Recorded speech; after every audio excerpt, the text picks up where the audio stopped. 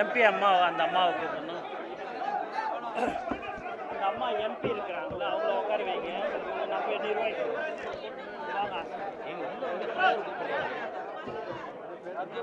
உள்ள இருக்காங்க. மைக்கில் நான் அப்படியே பேசிடலாம்.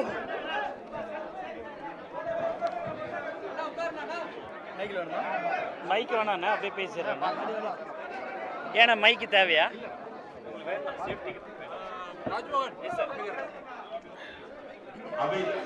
இன்னும் சில நொடிப்பொழுதுகளில் பத்திரிகையாளர் சந்திப்பு துவங்க இருக்கிறது. எம்பி அம்மாவை கூப்பிட்டு ஒரு நிமிஷம் இருங்க.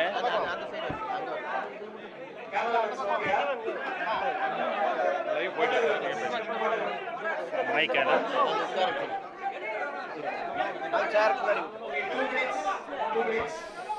போட்டோ எடுத்துக்குவாங்க.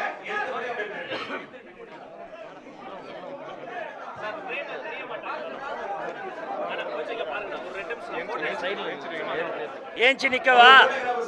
ஏஞ்சி நிக்கணுமா?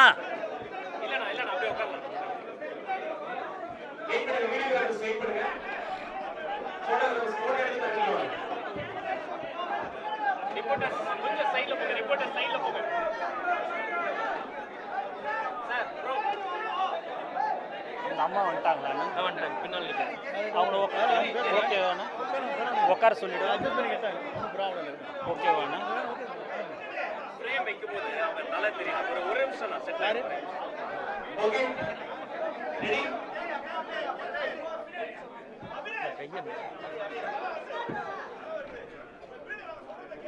அமைதி. எங்கள் உயிர் மூச்சாக விளங்கும் தமிழக வெற்றிக் கழகத்தின் தலைவர் அவர்கள் ஒரு ஈர்ப்பு சக்தி, பல நல்ல உள்ளங்களை எப்போதும் ஈர்க்கக்கூடியவர். இளைஞர்கள், இளம் பெண்கள், தாய்மார்கள் என தளபதி பின்னால் ஒரு படையே இருக்கிறது. இந்த கொள்கை குடும்பத்தில் ஒரு முக்கியமான மாமனிதர் சேர்ந்துள்ளார். அரசியலில் அரை நூற்றாண்டு காலம் அனுபவம் கொண்ட அண்ணன் செங்கோட்டையன் தான் அது. கட்சிக்கு விசுவாசம், தலைமைக்கு மரியாதை, தொண்டர்களுக்கு அரவணைப்பு, இதுதான் அவரது அரசியல் இலக்கணம். அண்ணன் திரு செங்கோட்டையன் அவர்களை தமிழக வெற்றிக் கழகத்திற்கு வருக வருக என இருகரம் கூப்பி வரவேற்கிறேன். நன்றி, வணக்கம்.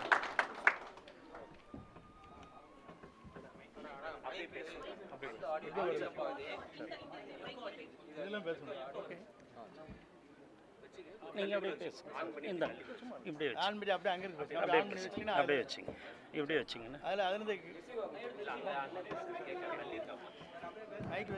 அப்படியே வச்சு அப்படியே வச்சுங்க. அங்கே கேளுங்க, கரெக்டானு கேட்டுங்க. நான் பேசிடுறேன், அவங்க சொல்கிறேன், அவங்க பேசுறது நீ பேசுறது தப்பு இல்லை. அவங்க அனைவருக்கும் வணக்கம். இன்று அதிமுகவிலிருந்து அண்ணன் செங்கோட்டையன் அவர்கள், அவருடைய அரசியல் வரலாறு எல்லாருக்கும் தெரியும். கிட்டத்தட்ட 3 தலைமுறையை கடந்த ஒரு வரலாறு. இன்று தமிழக மக்கள் அனைவரும் முடிவெடுத்து விட்டார்கள். அடுத்த 2026 எங்களுடைய தலைவர் அண்ணன் விஜய் அவர்கள் தான் முதல்வராக வரப்போறார் என்று. அது அனைவருக்கும் இன்று வெட்ட வெளிச்சமாக தெரிந்து வருகிறது. தமிழகத்தின் எதிர்காலம் எங்களுடைய தலைவர் அண்ணன் விஜய் அவர்களின் கரங்களை வலுப்படுத்த எங்களுடன் இணைந்த அண்ணன் செங்கோட்டையன் அவர்கள் அனைவரும் சார்பாக வருக வருகின்ற வரவேற்கிறோம். அவருக்கு என்னுடைய வாழ்த்துக்களையும் தெரிவித்துக் கொள்கிறோம். நன்றி, வணக்கம்.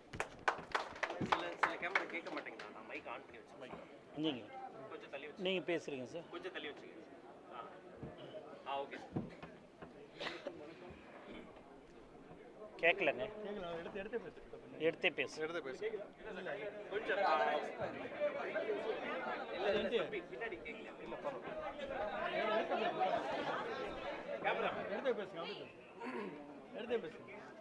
சார் மைக்ல பேசுங்க. அனைவருக்கும் வணக்கம். இன்றைய தினம் தமிழக வெற்றிக் கழகத்தின் அரசியல் வரலாற்றில் ஒரு மிக முக்கியமான நாள்.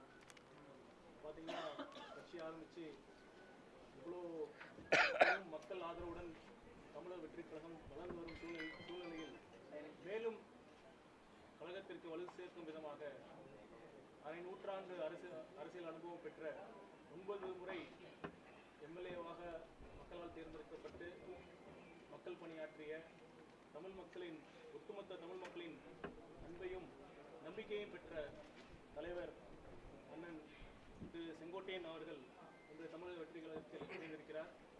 இது பெரும் மகிழ்ச்சியான தருணம், பெருமையான தருணம். தமிழக வெற்றி கழகத்திற்கு மட்டுமல்ல, ஒட்டுமொத்த தமிழக மக்களுக்குமே ஒரு புதிய பாதையை இன்றைய தினம் வகுத்திருக்கிறது என்று சொன்னால் அது மிகையாகாது.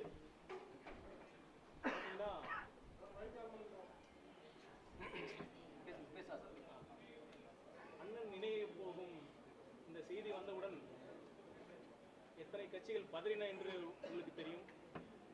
அவர்களுக்கு நன்றாக தெரிந்துவிட்டது இன்றைய மக்கள் ஆதரவு யார் பக்கம் இருக்கிறது என்று. அதன் ஒரே ஒரு சிறு வழிபாடு தான் அண்ணன் அவர்கள் இன்று தமிழக வெற்றி கழகத்திற்கு இணைந்திருப்பது.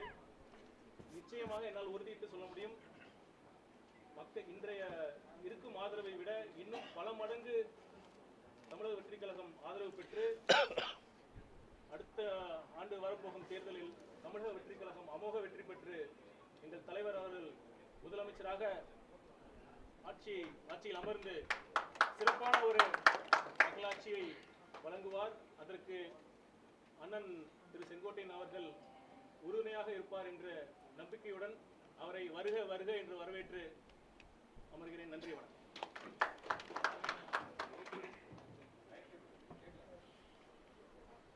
எல்லோருக்கும் வணக்கம். வரலாறு திரும்புகிறது. மீண்டும் சொல்கிறோம், வரலாறு திரும்புகிறது. தன்னுடைய 22 வயதில் ஒரு முடிவு எடுத்தார். 1972 கட்சியில சேர்ந்து 1976 எம்எல்ஏ ஆகி அண்ணனுடைய வாழ்க்கையில 2 மிகப்பெரிய முடிவுகள் மிகப்பெரிய சரித்திரத்தை உருவாக்கி இருக்கு.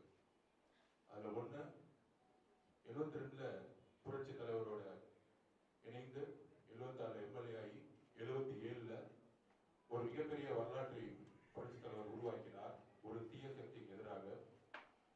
அதுக்கப்புறம் 1989 மீண்டும் ஒரு குழப்பங்கள் தமிழ்நாட்டில் உருவாகிய பொழுது அப்பொழுதும் அண்ணன் எடுத்த முடிவுதான் ஒரு புதிய வரலாற்றை உருவாக்கியது. அன்றைக்கு புரட்சி தலைவி அம்மாவுடன் சேர்ந்தார். 3வது முறையாக வாழ்க்கையில் 2025 ஒரு புதிய வரலாற்றை உருவாக்க தமிழக வெற்றி கழகத்தில் இணைத்து ஒரு புதிய வரலாற்றை உருவாக்க 2026 தமிழக வெற்றி கழகத்தில் முதல்வர் நம்முடைய தலைவர் விஜய் அவர்களை முதல்வராக்க அடுத்த ஒரு வரலாற்றை வரலாற்றை உருவாக்க இன்றைய தினம் ஒரு முடிவு எடுக்கப்பட்டுள்ளது. அண்ணனை பத்தி எல்லாருக்கும் தெரியும், தமிழ்நாடு முழுவதும் இந்தியா முழுவதும் தெரியும். அதனாலதான் நேற்று இருந்து பார்த்திருப்பீங்க, தேசிய கட்சிகள் இருந்து ஆளுங்கட்சி வரைக்கும் அண்ணன் பின்னாடி ஃபுல்லா இருந்துட்டே இருந்தாங்க. ஆனா அவருடைய முடிவு எப்படி தீர்க்கமா 1977 89 இருந்ததோ அதே மாதிரி 2026 ஒரு முதலமைச்சரை உருவாக்க, தமிழகத்தின் ஊழல் இல்லாத நேர்மையான ஒரு புதிய நிர்வாகத்தை உருவாக்க இன்றைக்கு எங்களோட இணைந்திருக்கிறார்கள். பொதுவா தமிழக வெற்றி கழகம் இன்றைக்கு இருக்கக்கூடிய மக்களுடைய ஆதரவு உங்களுக்கு தெரிஞ்சது. மொத்தமே 6 மாவட்டம் போகும்போது ஒவ்வொரு மாவட்டத்திலும் 1 லட்சத்துக்கும் மேற்பட்ட மக்கள் வந்து எந்த அளவுக்கு ஆர்கானிக்கா வந்தாங்கன்னு தெரியும். அண்ணா கூட பேசிட்டு இருக்கும்போது சொன்னாரு, தமிழக வெற்றி கழகத்துக்கு கிட்டத்தட்ட 28% கிராஸ் ஆயிடுச்சு, இன்னும் ஒரு 10% ஒர்க் பண்ணா போதும். இளைஞர்கள் ஃபுல்லா இருக்கிறாங்க.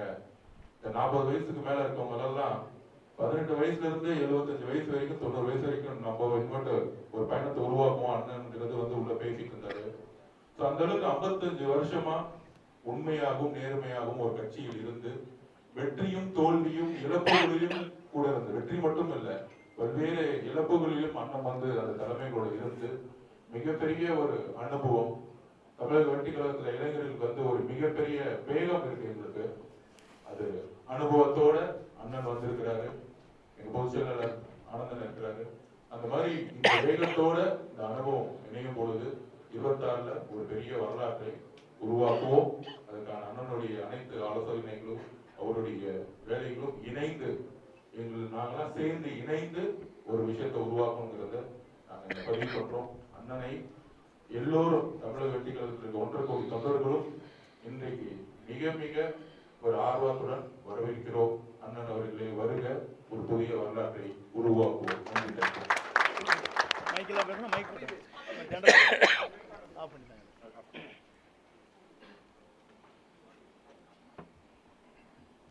பத்திரிகை நண்பர்கள், தொலைக்காட்சி நண்பர்களுக்கு என்னுடைய இதயபூர்வமான வாழ்த்துக்களை நான் முதலே தெரிவித்துக் கொள்கிறேன். 2 நாட்களாக நீங்கள் படும் பாடுகள், எவ்வளவு கஷ்டத்தோடு உங்கள் பயணங்களை மேற்கொண்டிருக்கிறீர்கள் என்பதை நான் கண்கூடாக பார்த்தேன். எவ்வளவு இடர்பாடுகளுக்கு இடையில் என்னை பின்தொடர்ந்து வருவது எவ்வளவு கடினம் என்பதையும் தெரிந்து என்னை பல வகையிலே துரத்தி நீங்கள் பிடித்தீர்கள் என்பது எனக்கு தெரியும். அப்படி உழைக்கக்கூடியவர் நீங்கள். உங்களுக்கு வாழ்த்து சொல்வது மட்டுமல்ல, நீங்கள் எல்லோரும் நீண்ட நாட்கள் இறைவனர்களால் எல்லா சிறப்புகளும் பெற வேண்டும் என்ற வாழ்த்துக்களை நான் முதலில் தெரிவித்துக் கொள்கிறேன். தொலைக்காட்சியிலே பணியாற்றுகிற நண்பர்கள், அதேபோல பத்திரிகை நண்பர்கள், ஊடகங்கள் அனைத்துமே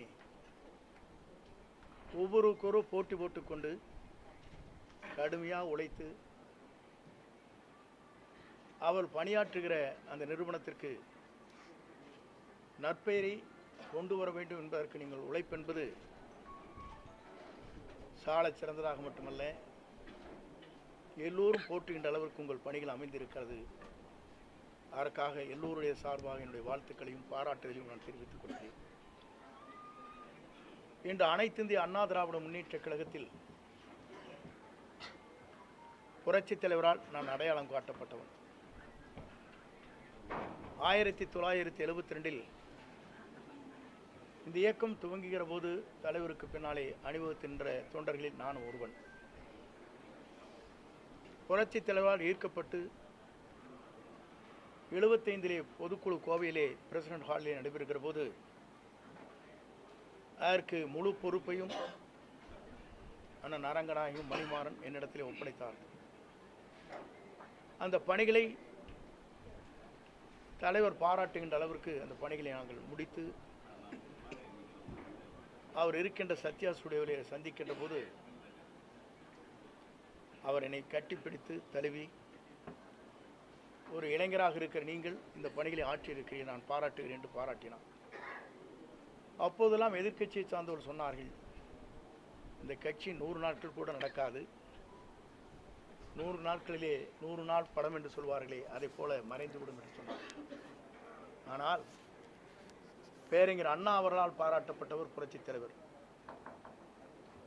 அண்ணா அவர் சொல்லுகிற போது, இந்த இயக்கம் இன்றைக்கு வெற்றி பெற்றிருக்கிறது, என்னை நீங்கள் காண வந்திருக்கையில் நான் முதலமைச்சர் என்ற முறையில் என்று சொல்லி என்னை வெற்றி வைத்தவர் குண்டடி விட்டு கிடக்கிறார், அவரை பார்த்து விட்டு வாருங்கள் என்று அண்ணாவால் அடையாளம் காட்டப்பட்டுள்ள பாராட்டுதலை பெற்றவர் புரட்சித் தலைவர். அவர் தன்னுடைய காலத்திலிருந்து அவருடைய பணிகள் என்பது 3 முறை தமிழ்நாட்டில் முதலமைச்சராக அருகிலே அமர்ந்தார். 10,000 மைலுக்கு அப்பாலே சிகிச்சை பெறுகிற போது, தமிழ்நாட்டிலே கால் வைக்கிற போது அவர்தான் தமிழ்நாட்டின் நிரந்தர முதலமைச்சர் என்ற வரலாற்றை படைத்தார். அந்த தலைவர் மறைந்ததற்கு பிறகு இயக்கம் 2 கூறுகளாக போகிற போதுதான் 1987 புரட்சித் தலைவர் அம்மாவுடைய வழியிலே நான் பயணத்தை மேற்கொண்டேன். புரட்சித் தலைவர் அம்மா அவர்களும் அவருடைய சுற்றுப்பயணமாக இருந்தாலும் சரி, பல்வேறு ஆலோசனைகள் கேட்கின்ற போது பல்வேறு நண்பர்களோடு நானும் இணைந்து அந்த பணிகளை நான் மேற்கொண்டிருக்கிறேன். புரட்சித் தலைவரால் பாராட்டுதலை பெற்றிருக்கிறேன்.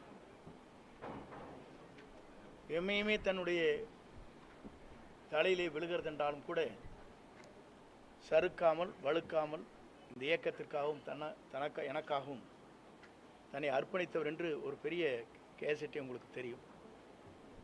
என்னுடைய திருமணத்திலே மட்டுமல்ல, திருச்சியில் நடைபெற்ற நிகழ்ச்சியில் கூட அந்த அளவுக்கு பாராட்டினார். ஆனால் இன்றைக்கு இருக்கிற நிலைகள் வேறு. இன்றைக்கு நான் அதை சொல்வதற்கு காரணம், புரட்சித் தலைவி அம்மா மறைவுக்கு பிறகு ஆட்சி நடத்தினோம். நடத்தியதற்கு பிறகு காலச்சூழல்களில் பல்வேறு கூறுகளாக 3 கூறுகளாக இயக்கம் பிரிந்தது. நாங்கள் அனைவரும் ஒன்றாக இணைய வேண்டும் என்ற நோக்கத்தோடு தான் நாங்கள் எல்லோரும் அந்த கருத்துக்களை வலியுறுத்தினோம். ஆனால் அந்த கருத்துக்கள் பரிமாறப்பட்டதை தவிர செயல்படுத்த இயலவில்லை. ஆகவேதான் இன்றைய சூழ்நிலையில் ஒரே ஒரு கருத்தை நான் சொல்ல விரும்புகிறேன். நான் என்று ஒருவன் நினைத்தால்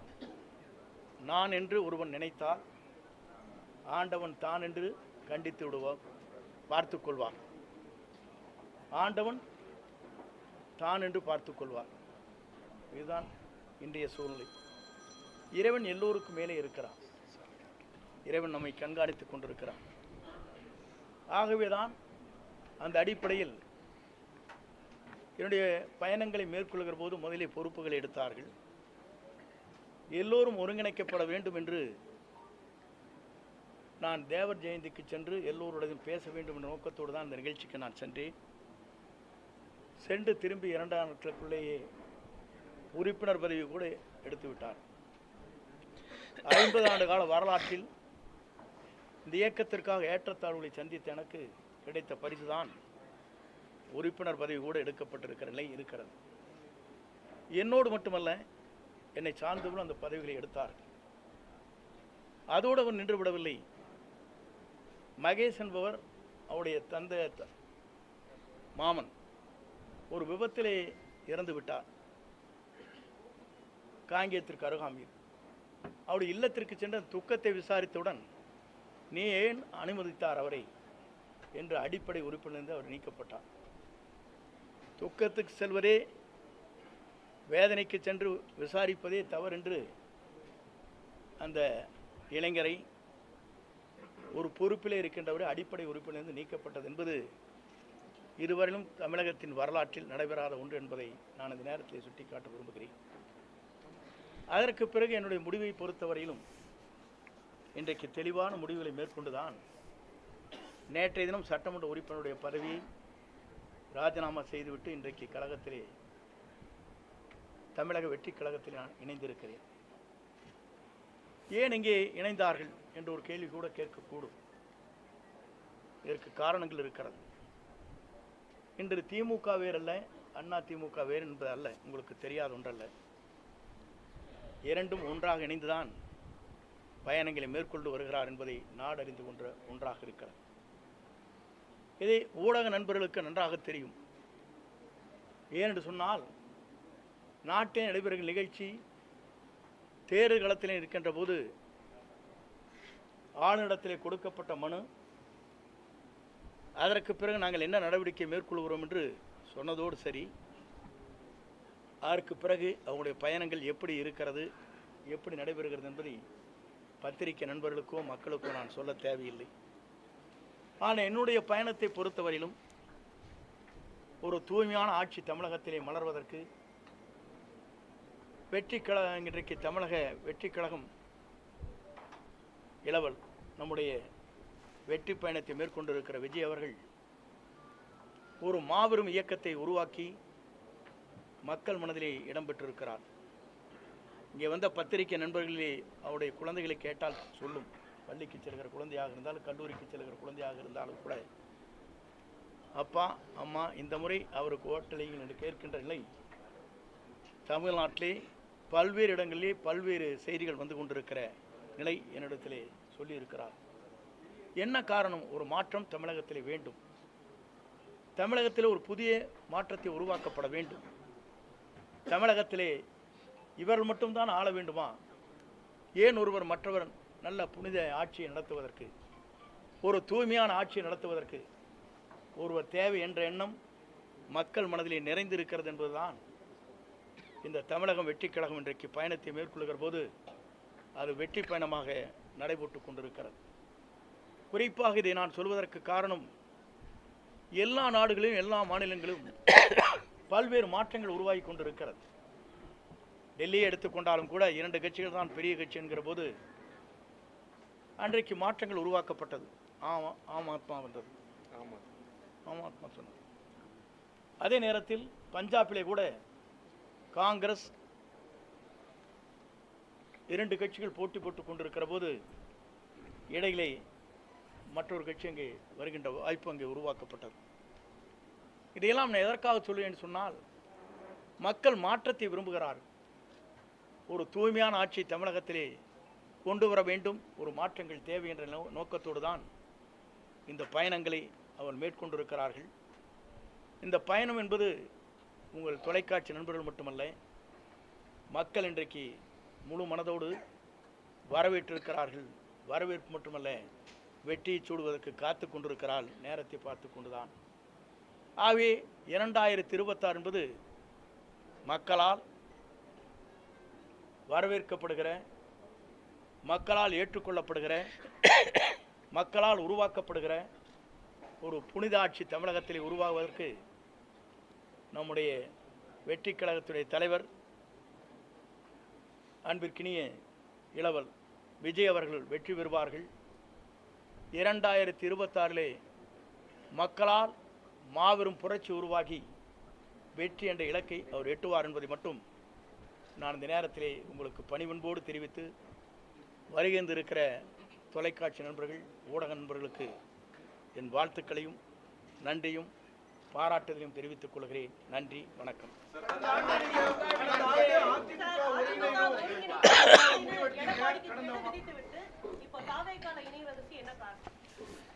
ஒருங்கிணைக்க வேண்டும் என்று கெடு விதிக்கவில்லை. நீங்கள் நன்றாக இந்த நான் பேசிய பேச்சுக்களை நீங்கள் கேட்டிருக்க வேண்டும்.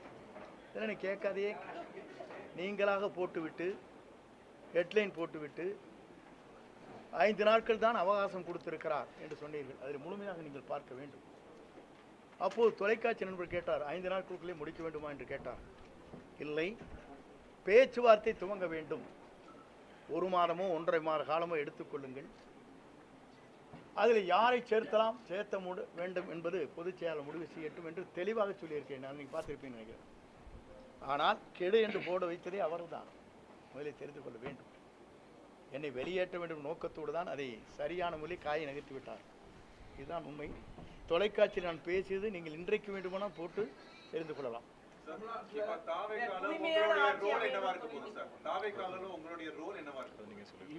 ஈவினிங் வந்து தலைவர் டிக்ளேர் பண்ணுவாரு.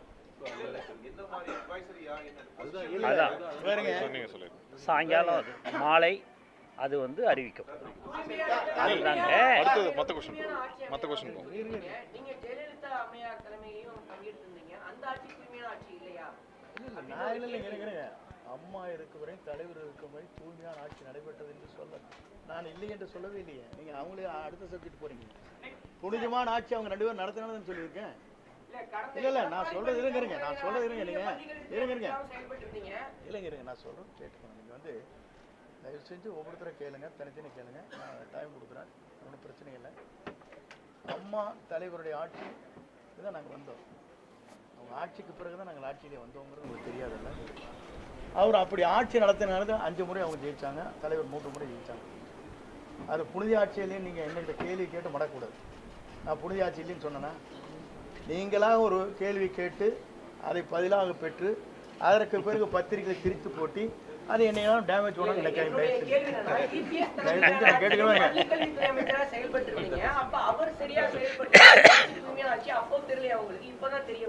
இல்லை நீங்கள் அதுக்கு முன்னாலேயே நான் ஒரே ஒரு கேள்விக்கிட்ட பதில் சொன்னேன். தூய்மையான ஆட்சி இருக்கிறதா இல்லையா என்பதற்கு கவர்னரிடத்திலே மனு கொடுத்தவர் யார்? நான் கொடுக்கல. யார் கொடுத்தா? எதிர்கட்சி கொடுத்தாங்கன்னு இல்லையா? அப்புறம் எதை கேட்குறீங்க? நீதிமன்றம் சொல்லியிருக்கு அம்மையார் ஜெயலலிதா அவர்கள் ஏவன் குற்றவாளி அப்படின்னு. அப்படி இருக்கும்போது அவரை எப்படி தமிழக வெற்றி கழகத்துல இணைச்சுக்கிட்டீங்க? ஊழல் ஆட்சி அமையும் சொன்னீங்க. அது சார் உங்களுக்கு இல்ல ஒரே ஒரு காட்சி இருங்க. நீங்க சொல்லிட்டீங்களா? நீங்க குறுக்கேள்வி கேட்கறா எனக்கு நல்லா தெரியும். நான் சொல்லிடுறேன் உங்களுக்கு பதில். தயவு செஞ்சு உங்களுக்கு சொல்லிடுறேன். எப்படின்னா, அம்மா மீது குற்றப்பட்டிருக்கிற குற்றச்சாட்டு வேறு, அவர் தூய்மையானவர் என்பது வழக்கு மன்றத்தில் நீங்கள் சொல்வது வேறு, அவர் நடந்து கொண்ட முறைகள் வேறு. ஒரு வழக்கை ஜோடிக்கிற போது எப்படி வேண்டுமானாலும் ஜோடிக்கலாம். உங்கள் பேரில் ஜோடிக்கணும்னு நினச்சேன்னா ஒரு அரசாங்கம் நினச்சா என்ன வேணும் பண்ணிடலாம். பண்ண முடியாதா? இல்லை அரசியலே இருங்க நான் சொல்லிடுறேன். நான் சொல்கிறத கேட்டு முடியலண்ணா. ஒரு ஒரு செட்டை இது பண்ணுறது யார் பேரில் வேணாலும் ஒரு எஸ்டிமேட் போடுறீங்க. யார் போடுறான்? இந்த பில்டிங்கோடைய வேல்யூ என்னென்னு போட்டால் அவங்களுக்கு வந்து வேல்யூ குறைவாக போட்டிருப்பாங்க. அவங்களுக்கு வேண்டிய நண்பர்கள் இருப்பாங்க, அவங்க வந்து வேல்யூஷன் போடுவாங்க. பிடபிள்யூ ஒரு வேல்யூஷன் என்ன போடுவாங்க உங்களுக்கு தெரியாதா? உங்கள் நண்பர் வந்து உங்களுக்கு வந்து 100 செங்கல் அனுப்பிச்சா ஒரு நண்பர் ஒரு 100 மூட்டை சிமெண்ட் அனுப்பிச்சா உங்களுக்கு அதெல்லாம் எஸ்டிமேட்டில் வருமா? ஒரு வேல்யூஷன் போடுறது பிடபிள்யூங்க. ஆனால் கன்ஸ்ட்ரக்ஷன் செய்கிறது வந்து அவங்க வந்து குறைந்த விலையில் செய்ய முடியும். இப்போ நீங்கள் நிறைய தெரியும், பிடபிள்யூங்கிறது வந்து தனிப்பட்ட முறையில் பூஸ்ட் பண்ணி ஒரு கவர்மெண்ட்டுக்கு இவ்வளோ வந்து இவ்வளோ வரை எஸ்டிமேட் போடலான்னு சொல்லுவாங்க. பார்த்துருக்கீங்களா இல்லையா? வருஷம் 10% இன்க்ரீஸ் பண்ணுவாங்க. கேள்விப்பட்டிருக்கீங்களா இல்லையா?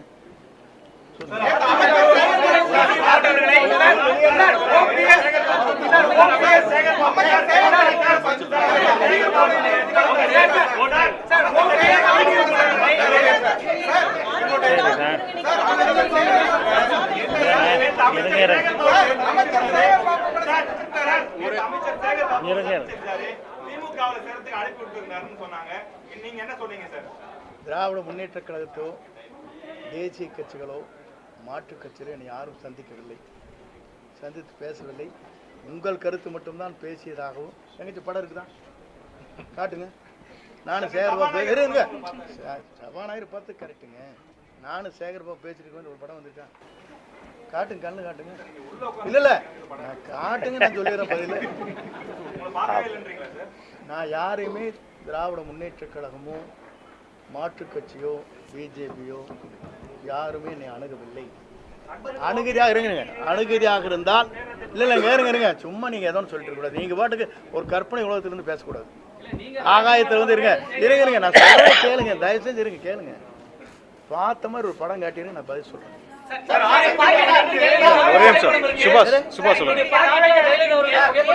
ஒவ்வொருத்தரா கேளுங்க, ஒரே ஒருத்தரா கேளுங்க. சுபாஷ் வேறுங்க, நீங்க என்ன சொல்றீங்கன்னா இது ஜனநாயக கட்சி, யாரை வேண்டுமானாலும் தங்களுடைய விருப்பப்பட்டவரை படத்தை வைத்துக் கொள்வது ஆட்சேபனையே கிடையாது.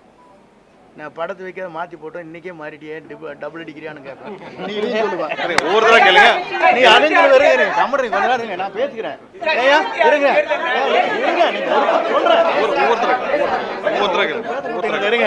நீங்க என்ன சொல்லுவீங்க? இன்னைக்கே அந்த படத்தை மாற்றிருந்தா இவரெல்லாம் என்ன பெரிய தியாகி, இவர் என்ன வந்து கொள்கை பிடிப்பளவர், ஒரு நிமிஷத்துக்கு ஒரு கட்சி மாறிட்டு படத்தையும் கூட மாற்றிட்டு போட்டாரும்பீங்க. இந்த வேஷ்டி கட்டினதே மாற்றின காரணமே கேஸ் போட்டாங்க பேரில், வேஷ்டி கட்டக்கூடாதுங்கிறக்காக மாற்றினேன். புரியுதுங்களா? படத்தை வச்சு கூட அவங்க சொல்லவே இல்லை. யார் படத்தை வேண்டுமானாலும் வைத்துக்கொள்ளலாம். இன்றைக்கு புரட்சித் தலைவர் படமும் அண்ணா படமும் அவருடைய வண்டியிலே எப்படி அலங்கரித்து வரப்படுகிறது, இந்த வண்டியில் எப்படி வருது நீங்க பாத்துக்கங்க. 54 வருஷம் கட்சி தொடங்குறதுல இருந்து இங்க இருக்கீங்க. இன்னொரு கட்சிக்கு போறதுக்கு மனதளவுல தயாராயிட்டீங்களா? இல்ல நான் சொல்றது கேளுங்க. ஒரு இயக்கத்திலே நான் பணியாற்றுவது முழுமையாக அந்த இயக்கத்தில் இருக்கும் வரை அடிக்கடி நல்லா ஜம்ப் பண்ணல பண்ணிருக்கேன்னா, தினம் ஒரு கட்சிக்கு போயிருக்கேன்னா நான் கோறேன்.